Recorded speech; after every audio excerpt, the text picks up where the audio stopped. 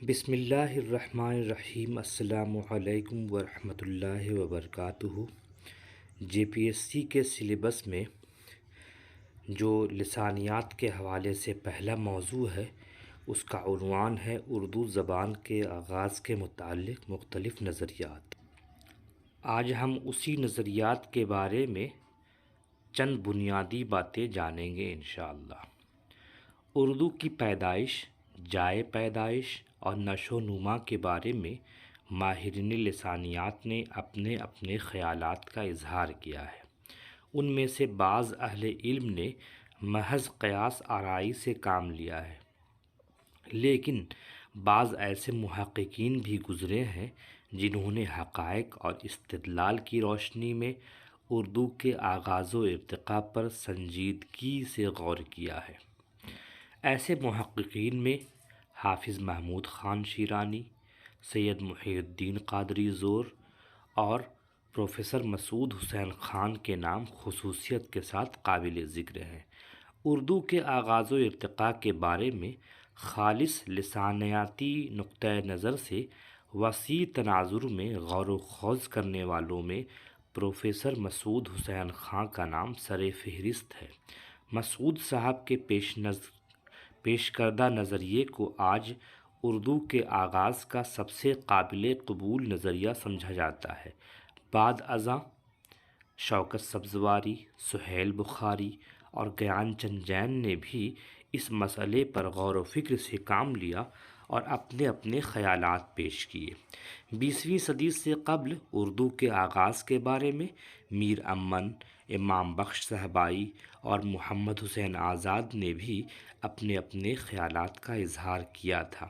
عہد حاضر میں شمس الرحمن فاروقی، پروفیسر عبدالستار دلوی اور مسعود حسین خان نے بھی اس موضوع پر گہرائی سے سوچا، غور کیا اور لکھا ہے۔ اردو کے آغاز کے بارے میں میر امن سے لے کر زمانۂ حال تک جو خیالات و نظریات پیش کیے گئے ہیں ان کا خلاصہ یہ ہے کہ اردو ایک مخلوط یعنی ملی جلی یعنی ملواں زبان ہے جو ہندوستان میں مسلمانوں کی آمد کے بعد شمالی ہند میں معرض وجود میں آئی، جس پر دہلی اور اس کے آس پاس کی بولیوں کے نمایاں اثرات پڑے۔ چنانچہ مسعود حسین خان نے اردو کی پیدائش کو دہلی اور نواحِ دہلی سے، حافظ محمود خان شیرانی نے پنجاب سے اور سید سلیمان ندوی نے وادی سندھ سے منسوب کیا ہے۔ اس طرح محمد حسین آزاد کے خیال کے مطابق اردو زبان برج بھاشا سے نکلی ہے۔ اردو کے تمام ماہرین لسانیات کا اس بات پر اتفاق ہے کہ اردو ایک ہند آریائی زبان ہے اور اس کا ڈھانچہ اسی کے خمیر سے تیار ہوا ہے۔ اس کے ذخیرہ الفاظ کا بیشتر حصہ بھی ہند آریائی ہے یعنی انڈو آرین ہے، لیکن عربی اور فارسی کے بھی اس پر نمایاں اثرات پڑے ہیں۔ بعض اہل علم مثلاً مولوی عبدالحق کا یہ بھی خیال ہے کہ یہ دونوں قوموں یعنی ہندوؤں اور مسلمانوں کے لسانی، تہذیبی اور معاشرتی اتحاد کا نتیجہ ہے۔ اس ضمن میں سب سے پہلے یہ جاننے کی کوشش کریں گے کہ اردو کب، کہاں اور کن حالات میں پیدا ہوئی۔ سب سے پہلے ہم بات کریں گے اردو کب اور کہاں پیدا ہوئی نا۔ کسی زبان کی پیدائش یا اس کے آغاز کے مسئلے پر غور کرنے کے لیے 3 باتوں پر غور کرنا ضروری ہے کہ وہ زبان کب پیدا ہوئی، کہاں پیدا ہوئی اور کیسے پیدا ہوئی۔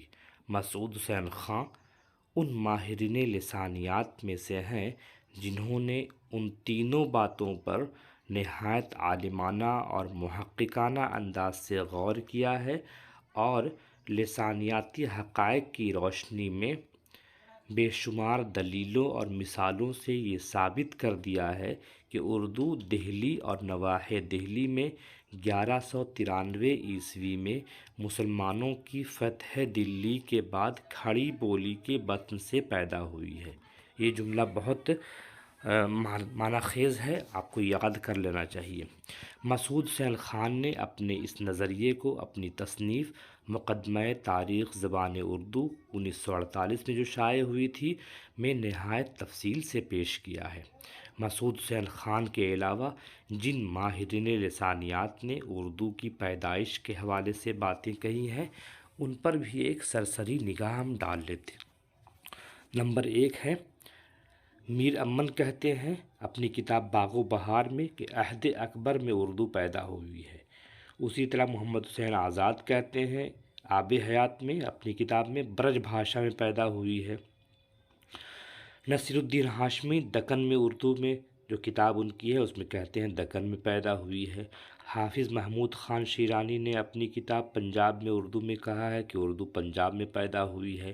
سید سلیمان ندوی نے اپنی کتاب نقوش سلیمانی میں کہا ہے کہ اردو سندھ میں پیدا ہوئی ہے۔ مسعود حسین خان نے کہا ہے اپنی کتاب مقدمہ تاریخ زبان اردو میں دہلی اور نواحِ دہلی میں پیدا ہوئی ہے۔ شوکت سبزواری نے کہا ہے اپنی کتاب داستان زبان اردو میں دوآبۂ گنگ و جمن میں پیدا ہوئی ہے۔ سہیل بخاری نے کہا ہے اردو کا روپ کتاب ان کی ہے اس میں اڑیسہ میں پیدا ہوئی ہے۔ محی الدین قادری زور نے کہا ہے ہندوستانی لسانیات اپنی کتاب میں ہریانوی میں پیدا ہوئی ہے۔ گیان چند جین نے کہا ہے ایک بھاشا دو لکھاوٹ دو ادب میں کہ اردو کھڑی بولی سے پیدا ہوئی ہے۔ اس میں شوکت سبزواری گیان چند جین ان دونوں نے مسعود حسین خان کے قول کو دہرایا ہے۔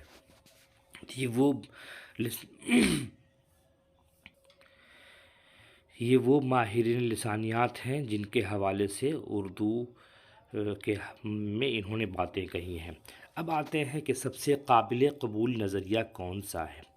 اردو کے آغاز و ارتقاء کا سب سے قابل قبول نظریہ وہ ہے جسے ہمارے عہد کے نامور ماہر لسانیات اور محقق پروفیسر مسعود حسین خان نے پیش کیا ہے۔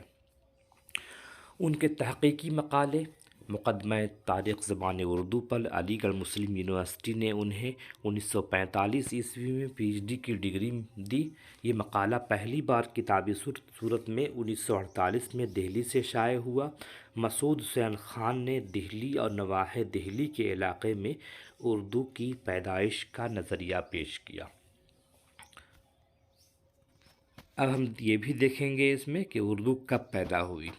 مسعود حسین خان کے نظریے کے مطابق اردو کے آغاز کی تاریخ مسلمانوں کی فتح دلی یعنی 1193 عیسوی کی تاریخ ہے، کیونکہ اس تاریخ سے عربی و فارسی کے لسانی اثرات زبان دہلی پر نفوذ ہوتے ہیں۔ اگرچہ اس سے قبل بھی عربی اور فارسی کے الفاظ یہاں کی بولیوں میں داخل ہونا شروع ہو گئے تھے، لیکن یہ اردو کی پیدائش کا سبب نہیں بنے تھے۔ عربی و فارسی کے لسانی اثرات کا نفوذ دہلی اور نواحِ دہلی کی جس بولی پر سب سے زیادہ ہوا ہے وہ کھڑی بولی ہے، چنانچہ 12ویں صدی کے اواخر میں اردو کا خمیر عربی و فارسی کے عناصر سے مل کر تیار ہوا اور اس میں کھڑی بولی میں اس نے اثر اپنا کیا، اور امیر خسرو کے یہاں پہلی بار اس کا ادبی اظہار پایا جاتا ہے۔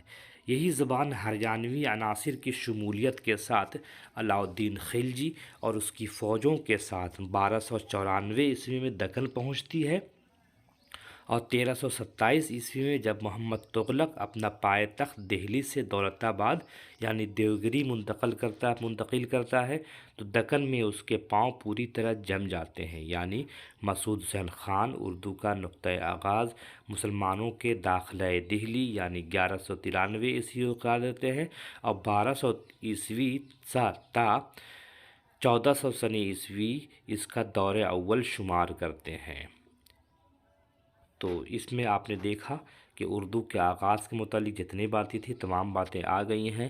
آپ کو اسی نوٹس کو صحیح سے لکھنا ہے اور الفاظ معنی پر غور کرنا ہے، اور اس سے زیادہ ضروری ہے کہ املا پر دیکھنا ہے، املا اور جملہ پر خاص توجہ آپ کی ہونی چاہیے۔ ایک ویڈیو انشاءاللہ اس پر بنائیں گے کہ املا کس طرح لکھیں اور جدید املا سے کیا مراد ہے۔ فی الحال آپ لوگ تیاری شروع کر دیں، وقت بہت قریب آ چکا ہے۔ ہم لوگ ملیں گے اسی طرح اب لسانیات کے دوسرے موضوع پر انشاءاللہ۔ تب تک کے لیے اجازت دیجیے، خدا حافظ۔